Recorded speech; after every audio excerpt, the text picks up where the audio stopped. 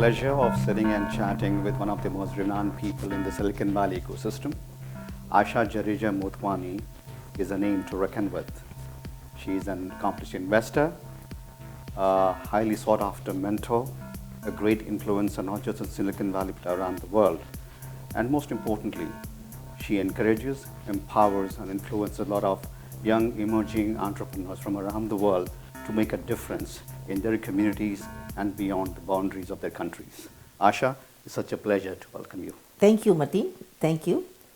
Happy to be here and happy to share my stories and some secrets and so on. So Asha, as we seen,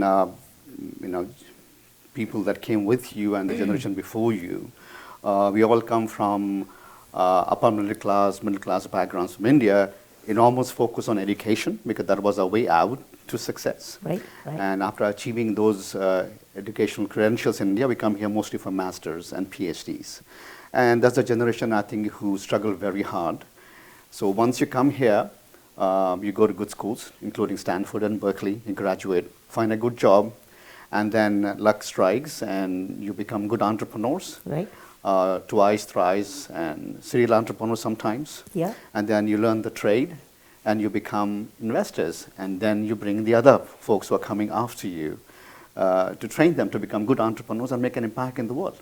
That's true. So it's a whole journey, and you have been part of the journey for a long time, and you're still going strong. And we hope and pray that you continue to go strong for years to come so that a lot of other people can leverage that from you. Thank you for saying that, Mateen. That's very kind. So I'd love to you to start, if you can reflect back and, going back the journey. Yes. And then take it forward. Sure.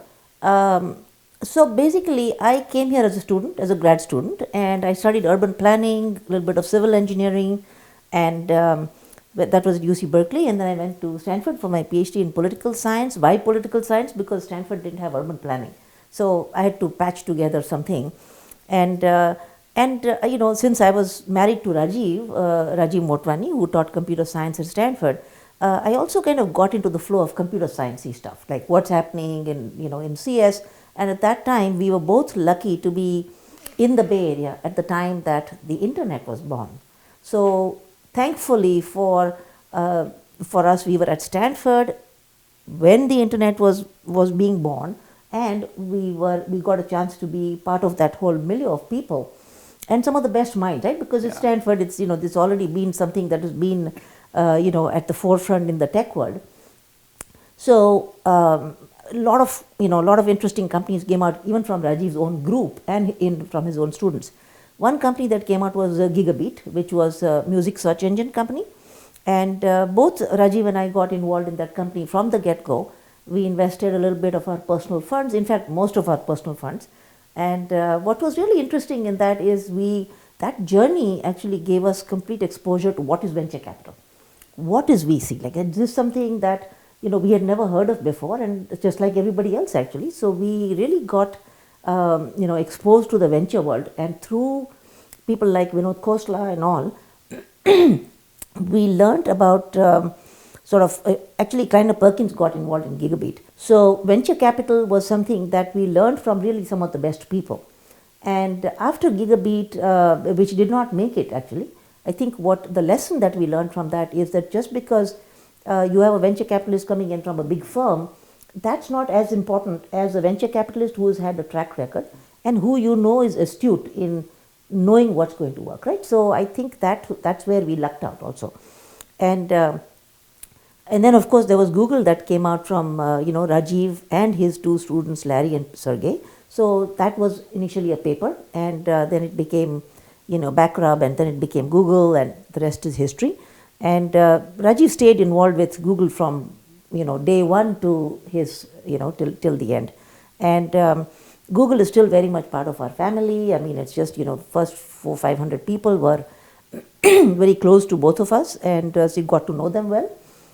And being involved with the Google ecosystem means you're very much involved with the whole sort of the internet, the birthing of the internet, ecosystem in general, and got involved with eBay, PayPal, and a lot of other things. So by now I have a portfolio of about 200, startup companies in the Bay Area. Few of them in South Asia, and I'm just beginning to dabble in India right now in a more serious way. I would say my first two serious investments when in India were made by other people in the last 6 months. So it's very interesting how how my own venture adventures in India have panned out through my fellows. But I'll come back to my fellowship actually. That's I think another interesting. So once this venture capital career started going off in the Bay Area, I think we used to go back and forth to India quite a lot. And Rajiv would often be invited to go teach actually at IIT Kanpur, where he was from, or IIT Delhi or something. We would go visit and, but I think for him, what was really interesting is that, what was really actually kind of, I would say even disappointing actually, is that he didn't see the kind of the quality of entrepreneurship that should be seen in India, right? Because after all, we are all coming from India.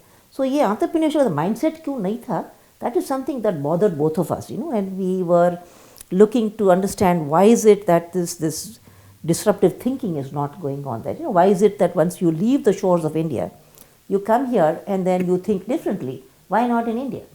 So that is something that I've been studying for quite some time now, and I started out by experimenting with creating a little maker festival in Ahmedabad. That's where I'm from, and at the CEPT University in Ahmedabad, I had some friends working there. I managed to get 60, 70 volunteers, managed to get a parking lot for they said you can have this parking lot if you want. A lot of help from students and in creating the maker festival. And we called out for request, RFP kind of a thing for makers from all over India. And it was a purely volunteer driven thing that we launched at first.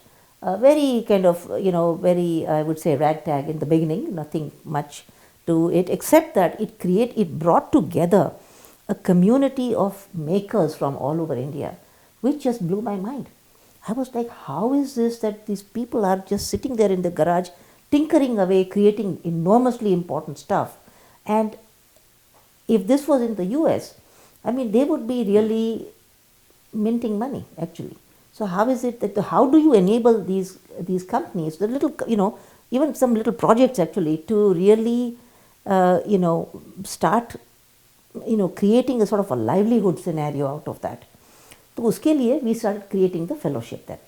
And the fellowship came about really because, actually, believe it or not, I actually had an empty house in Palo Alto, and I figured my parents were not using it, so I figured I'm going to start having the fellows coming here and use that house to kind of plunge into the valley for 2, 3 weeks, 4 weeks. So that program is now 7th year in the running, and they come from India, and in fact there are some who come from Pakistan also. They stay together and get to know each other, and they're all tech people from the ages of 15 to 25. And they come here, they talk to angels, they talk to other startups. I plunge them into Google and Facebook and all for fun part of it, but that's just more for inspiration. The real, the nuts and bolts of being here in the valley is meeting people like you, Mateen, and people at Tycon, and people at Highway 1 in the hardware, accelerator in San Francisco and things like that. And then automatically people that are, senior people who are semi-retired, they feel excited that there are these fabulous entrepreneurs coming from India for the first time, and they're, trying to kind of really network with everybody here, raise funding, and people get involved. And if nothing else, they get a mentorship, they get a mentor for life, for the long haul. So we are now in the 7th year. We have about 200 people that are there in India, and I call them my distributed venture army. So yeah, I feel that between 50 or so mentors that we've had in the Bay Area now, and between the mentors that they've attracted even in India now because of this Rajiv Circle Fellowship, they're becoming kind of savvy VCs themselves. And so the DVA, or the Distributed Venture Army, is our the fellows who look around for startups for me, and they do due diligence and things like that, and they send me this company, what we call Deal Flow in California. And I've had my first 2 startups that the Distributed Venture Army has invested, and one, actually, believe it or not, is invested by the DBA into a Los Angeles company called Emerge, a virtual reality company. And we invested 250,000 in that company. And the other company that my Bombay team from Bhavya and Atur from Bombay, they invested in a company called Cradlewise. We invested 125,000 based on their recommendation, and we'll go forward now, with investing maybe some more as we go forward. But this is so exciting for me that I'm not lifting a finger, and my DBA is, my army of VCs are now, angel investing for me and doing due diligence, staying involved with the companies, and this is a great way for me to scale without having to, worry about being there myself now. I want to pick up from where you just left. Besides investing, obviously it's a big deal to invest with all these young emerging entrepreneurs. Is the impact that is going to happen? These are all, most of them that you bring on board here are socially impactable startups. Yes, yeah. And they have the potential to make a huge impact. Yes, yeah. And as you said, that there's no structure into what you do. You have a loose structure, but the most important thing that is, you give them an opportunity to come to Silicon Valley that opens their minds, their horizon, and say what is possible for them within their regions, and then take it from there and expand to the world. Right. So a bit on that, of the impact. So, Mateen, the lack of structure is by design. And partly it is driven by the fact that I have limited time. I also have 24 hours a day, and of that also I would say maybe 4 hours maximum that I allocate towards some of this stuff that is India related. And so there's very little time. So if I had a structure, if I had an organization, I would be going crazy. But in order for me to protect my own freedom and my freedom of time and activity, what I've done is this loosely, loosely choreographed structure of fellows who are globally kind of settled now. In fact, one of them is in Barcelona now, creating some kind of a Fab Lab affiliation between Barcelona and India now. But so the lack of structure is actually by design, and what is the impact is actually, I would say, the way we pick our fellows is based on what impact they already were having before we found them. So I don't really take on entrepreneurs who just have an idea. It is typically people who care. And the first the major sort of gating point for us, for our entrepreneurs, is do they care for their community? Do they care enough to bootstrap on their own and find resources from their own ecosystem and bootstrap and do something for their own community? If they do, that's the people we are betting on. And I think we've been, like 100% spot on that. So it's wonderful. And I actually, the main learning I was sharing with you guys this morning is that I feel that since these entrepreneurs are having so much impact, they shouldn't be just fundraising from venture capital firms or angels and so on. They should be actually going seriously after impact investing funds, and that's where they are going to be sort of outshining a lot of other people because they are tech savvy and they've already had bootstrapped impact. And you do a lot of other things, so I'm going to switch gears now to a global impact now, besides the entrepreneurship investing. So the latest initiative that you are trying to make an impact with is the Dandi March, and if you can help us understand how that is coming about. So so I'll just start with sort of, because of being involved so closely with my fellows now, I've got to understand that there are two approaches which one must take in any developing country, not just India, even in Africa, which I've been looking at. But the most important thing is two approaches. One path one has to take is, okay, how do you empower these entrepreneurs so that they are doing their best and they are running with their own project. The second thing one needs to do is understand what are the obstacles to their growth. And in that, my own thinking right now is that the obstacles around the serious growth of entrepreneurship, Silicon Valley quality entrepreneurship in India is I think old structures that are still left in place in India, and those structures of administration, incubation and stuff like that, those might be okay to bring in entrepreneurs from villages and giving them exposure to what is a startup, what is entrepreneurship, that's fine. But for the really heavy duty entrepreneurs, for the next 20 Googles to come out from India, we will need freedom. And we will need freedom of also funds. So the billions that are going from the government coffers into things like incubators must be diverted into directly into entrepreneurs in their freedom of movement, in their collaborations internationally. So their funding must be there for travel, for stay, and for attending conferences. So how do we do this, right? And one way, what we have set up now is two things. One is the Motwani Institute for Thought Leadership in Innovation, which will be collaborating heavily with both Stanford and Google.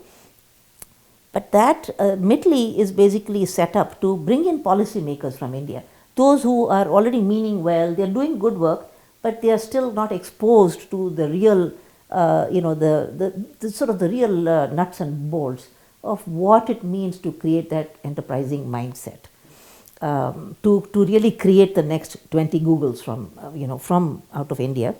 The second thing that we are doing is actually creating Dandi March 2.0, and it is a symbolic act. It's a symbolic act saying that just like how Gandhiji came from abroad as an NRI and decided that he was just going to start from wherever he could, find a bunch of like-minded people and get going on creating some noise for freedom of India. I think this time around the Dandi March Dandi March 2 will have to be the diaspora members again, and nothing better than Silicon Valley. We are all heavily accomplished. We've all done well. Nobody needs any financing, funding. There's no question of corruption in this case. And we go back and we go to India very respectfully and we ask the Indian government that here is what we clearly see as obstacles. Can you help? Can you take our help and can you engage with us more meaningfully to remove these obstacles? Because unless that is done, we are not going to see the real global companies coming out of India. Now, why global companies? Because India is a global power now. Whether we like it or not, it is already a global power. And Prime Minister Modi's vision that we are going to be a $5 trillion economy, absolutely, that can be happening yesterday. So for that to happen, it's crucial that there is a different way of dealing with IT. And again, why are we focusing on IT? Because we feel that is what increases the size of the Indian pie. So if the Indian economy is, if think of it as a pie, instead of 6 slices of pizza, this is going to be 6 million slices of pizza, and IT can enable that right now. So that's something that, and those of us here, we are available for free. I mean, Right. Why not be helping out on India for this? So for sure, that's what Dandi March is going to be about. Then Asha, the other thing is Silicon Valley is a magnet for leaders around the world, including a lot of bureaucrats to come and understand.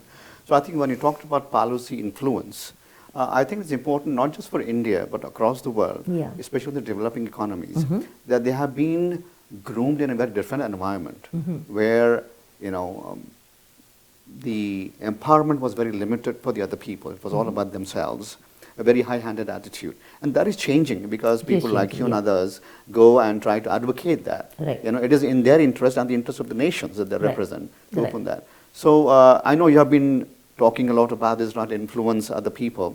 And I think learning for the bureaucrats is also very important. Correct. Yeah. So your I agree. thoughts on that? So the bureaucracy, I think, in India is wanting to learn, and I think it wants to be useful. It wants to be, it wants to be, it wants to see a better India for sure. Okay, it's just that right now, I think they may not be fully aware. Sitting in India, right? They may not be fully aware of what are the easy ways out right now even for the bureaucracy to be playing, because we have very, very bright, very smart Right. IAS guys there who are, very impressive people. Is there anything we can do here in the Bay Area or even in, Boston or Barcelona or something where, they get exposed to slightly different ways of thinking and managing things. And so at MITLI, for example, we are working with Stanford on bringing good 20, 30 people from India, mostly policymakers, to come here, or policy influencers, to come here and understand exactly how things are, are happening here. Now, why Silicon Valley? Because this is the hub of all Indian activity.